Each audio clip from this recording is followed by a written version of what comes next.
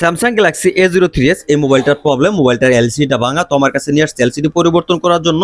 তো কাস্টমার আমার হাতে দিয়ে বললো, ভাইয়া অরিজিনাল দেখে একটা এলসিডি লাগাই দেন। দেখেন, আমরা কিন্তু এলসিডি দিতে পারবো ঠিক, কিন্তু অরিজিনাল না। এটা হচ্ছে আপনার মার্কেট অরিজিনাল। একটা মোবাইলের সাথে এলসিডি কখন অরিজিনাল হয়? যখন আপনার মোবাইলের সাথে যে ডিসপ্লেটা থাকে সেই এলসিডিটা কিন্তু আপনার অরিজিনাল হয়। বাকি আমরা যেগুলো লাগাই দিই সেগুলো হচ্ছে আপনার মার্কেট অরিজিনাল। তারপরে কথা হচ্ছে যে ভাই এলসিডি কতদিন গ্যারান্টি দিবেন? দেখেন, আমরা যে এলসিডি গুলো লাগাই এই এলসিডি গুলো কোনো রকম কোনো গ্যারান্টি কোম্পানি থেকে দেয় না। তাহলে আমরা গ্যারান্টি পাবো কিভাবে? আমাদেরকে আমরা যে দোকান থেকে আমরা এলসিডি গুলো কিংবা আমরা যে পাইকারি দোকান থেকে এলসিডি গুলো আনি, সেখান থেকে ডাইরেক্ট ক্লিয়ারলি বলে দেয় যে ভাই এলসিডি আপনারা কোনো রকম আঠা না লাগিয়ে চেক করবেন। আঠা লাগানোর পর যদি কোনো রকম কোনো প্রবলেম হয় সেই ক্ষেত্রে কিন্তু এলসিডি গুলো গ্রহণযোগ্য হবে না।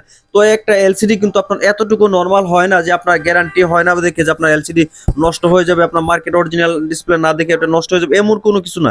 একটা এলসিডি আসলে নির্ভর করে সম্পূর্ণ আপনার ব্যবহারের উপরে। আপনি যদি হাত থেকে ফেলে না দেন, আসার যদি না দেন, মোবাইলে যদি কোনো রকম কোনো পানি যদি না খাওয়ান, এই এলসিডি গুলো কিন্তু কোনো রকম কোনো কিছু নষ্ট হয় না। এগুলোর সার্ভিসও কিন্তু অনেক ভালো। তো আশা করি ভিডিওটা ভালো লাগবে, ভালো লাগলে লাইক কমেন্ট করে পাশে থাকবেন।